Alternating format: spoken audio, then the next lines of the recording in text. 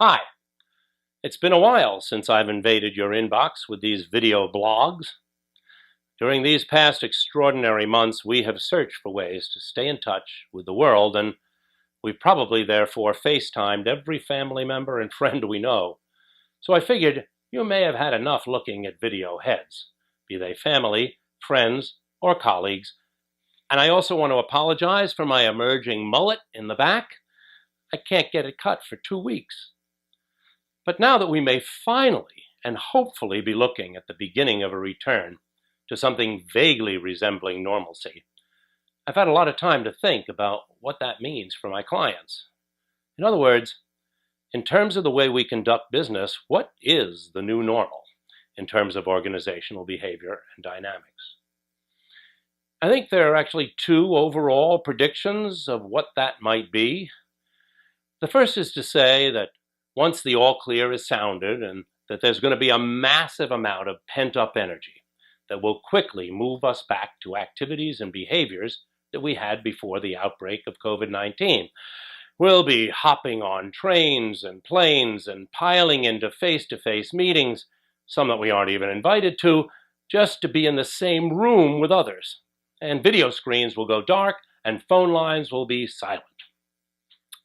Or another prediction might be that a lot of behaviors we've become accustomed to since January will stick. We'll opt for Zoom, FaceTime, Google Hangouts, and Microsoft Teams in dealing with everyone, and we'll raise our mastery of these communication options so that we become more efficient, more effective, and financially prudent. When we tell our bosses that we're going to be taking a flight somewhere, we'll be met with, "Why?" Any suggestion that we schedule an off-site somewhere will probably be met with, no. Companies will get used to saving money. People will get used to not having to commute, or even dress up below the waist. What is the best option? What's the best way for organizations to approach this new normal? One that may very well last for the foreseeable future. Well, the answer to that question, the only important answer to that question, is how it answers in terms of your organization and how you define the new normal.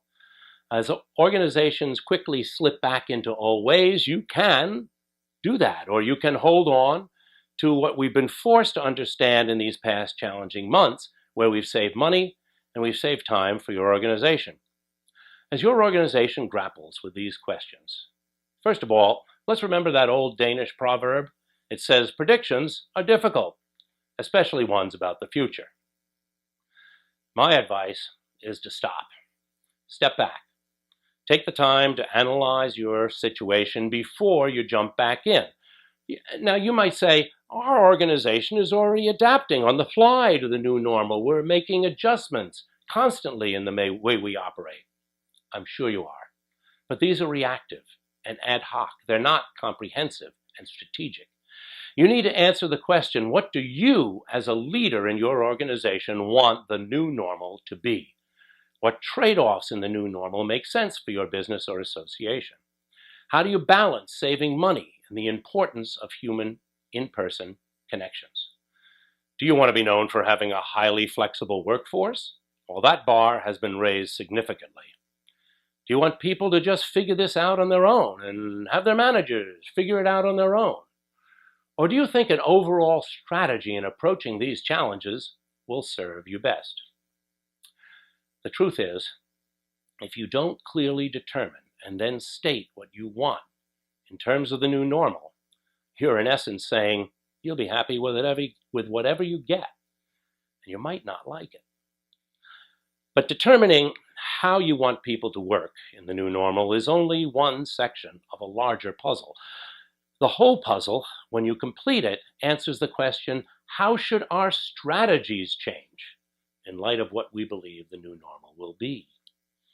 So, if you were working with a classic 4-tiered strategy map, you'd be working with your leadership team to determine how they feel, how your financial goals should change.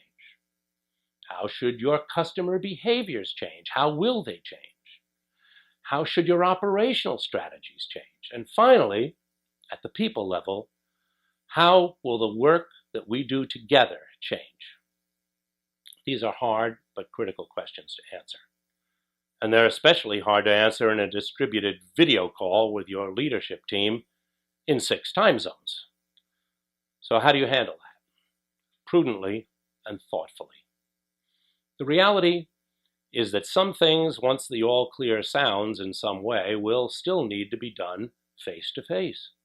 And more activities than before will be done remotely on technology-enriched collaboration platforms as we become more comfortable with this new normal. We will find that we save face-to-face meetings that people have to travel to get to for the most critically important things, like strategy and alignment. And I think leaders will learn to use that time together very efficiently, and also in a way that affords the greatest opportunity for social interaction. This, of course, is after the risk is mitigated through therapies or vaccines. This focused approach will make these types of in-person leadership meetings really critical and powerful, because during business as usual, there'll be less interaction face-to-face.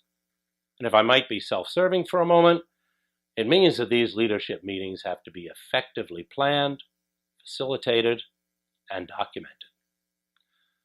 So do we have to wait for an all clear before starting to prepare? No. To prepare for the new normal, some of the work, for example, engaging your workforce colleagues and getting input about how they see things changing and how they will change, can be done now through surveys and structured interviews. And if you don't know how these surveys and interviews might work, give me a call. I've been talking to a number of my clients from diverse industries, and they're all trying to work out what the new normal will look like and how they should handle it. So I've been thinking of contacting all my friends and clients to put together a blog that brings that collective wisdom into one place. And then I'll share it with all of you. So if we haven't talked about this, expect an email to set up a call. This is going to be a new world, one that we're all going to have to learn how to navigate. And wise leaders will start to chart the course as early as they can so that their organizations will be up and running well as soon as possible. And I can help. Or not. After all, I'm only talking out loud. Be well and be safe.